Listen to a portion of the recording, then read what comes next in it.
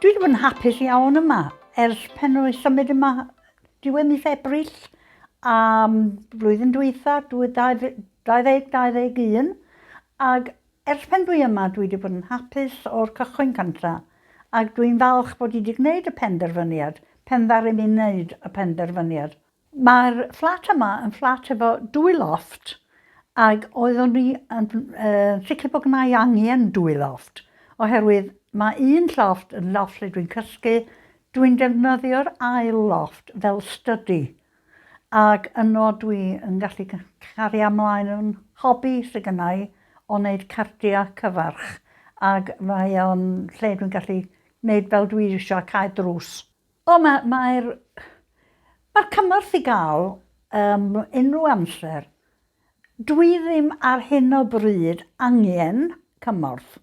Dwi'n teimlo bod i'n gallu gwneud a byw yn annibynnol, ond pen mae'n angen, dwi'n gallu cael y cymorth yna, a dyna beth sydd yn bwysig i mi ar hyn o bryd. Mae pawb sy'n byw yn Awel y Coleg yn medru cael cefnogaeth. Mae gennym ni reolwr cynllun yma sydd yn cynnig cefnogaeth. Dyn ni'n gwneud ffurflen beth sy'n bwysig i chi hefo pawb mwyn i ni ddod i adnabod be fath o gefnogaeth mae rhywun isio i sicrhau bod ni'n cyfarfod â'i anghenion nhw. Mae yna rei bobl yn byw yn annibynnol iawn a ddim isio llawer o gefnogaeth, ond mae bobl eraill yn cael dipyn o gefnogaeth. Dyn ni hefyd yn rhoi cefnogaeth trwy gynnal gweithgareddau, dyn ni'n trefnu gweithgareddau ma'n wythnosol, cyfle i bobl ddod at ei gilydd ac i leihau bobl fod yn unig. Mae gennym ni ofalwyr ar safle, rôl y gyfalwyr ydy darparu gofal, a hefyd cefnogi bobl i ddod i weithgareddau, ddod i ginio. Mae'n becyneg gofal gwahanol yma, mae'n rei bobl yn cael eitha lot o ofal a lleill jyst yn cael chydig bach, falle galwad yn y bore, jyst i helpu fo brecwast ac yn y blaen. Felly, dyn ni'n cydweithio'n agos iawn hefo'r tîm gofal yma ar safle. Dyn ni'n cynnal gweithgareddau. Yn aml iawn mae gennym ni rhyw fath o weithgaredd bob dydd. Dyn ni'n gwneud boriau coffi, quizzes, clwb canu. Dyn ni'n gwneud ymarferion cader dros Zoom. Mae yna bws bach yn mynd i'r dre. Bws mini mynd yn wythnosol, felly mae hynny'n rhoi cyfle i bobl fynd i weld bobl tu allan i Awel y Coleg hefyd.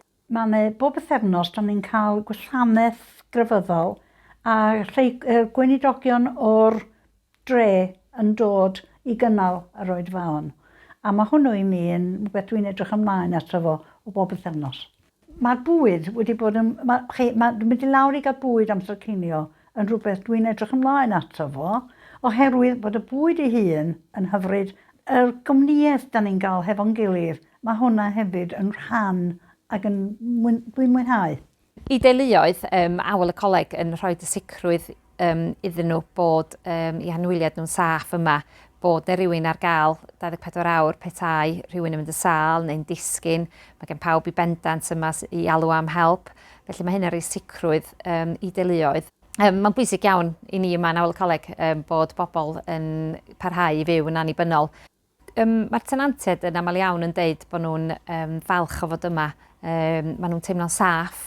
Maen nhw'n licio'r sicrwydd o bod yna rhywun ar safle 24 awr petai rhywbeth yn digwydd iddyn nhw.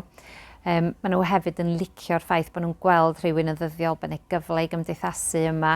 Yn ymwedig yn wrach yn nhymor y gaeaf lle mae'n oer a bobl ddim yn mynd allan. Mae'n bob peth maen nhw anen yma. Felly maen nhw'n licio'r sicrwydd o fod yn saff. Maen nhw'n licio'r ffaith bod yna ofal yma, ond hefyd bod yna gefnogaeth. Ac wrth gwrs, mae pawb yn cael pryd bwyd amser cinio, felly maen nhw'n licio dod at ei gilydd ac yn licio hefyd bod y bwyd ar gael iddyn nhw lle, yn hytrach na bod nhw'n gorfod coginio pryd mawr iddyn nhw hunain. Yn sicr dwi'n meddwl fes o'n i'n dweud wrth bobl bod o'n le werth chwael iddyn nhw feddwl ac ystyried, oherwydd i mi, dwi wedi gwneud ymhenderfyniad yn hun. Dwi wedi gorfod dod yma oherwydd cyflwr yn iechyd. Dwi wedi dod o benderfyniad personol ac i mi mae hwnna yn bwysig bod i wedi gwneud o cyn i mi fynd yn wael ac yn y blaen.